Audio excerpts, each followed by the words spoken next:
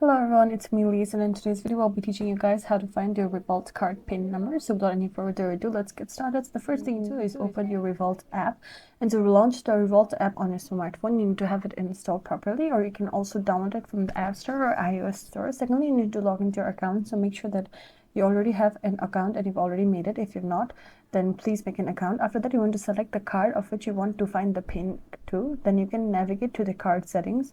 This option will manage the card settings, and this will usually be represented by a gear icon or a settings menu. After that, you need to view the pin number. In the card settings, you can tap it to reveal your pin number. After that, you need to take a security measure to identify your identity before displaying the pin, for security reasons obviously, so do that as well. Authentic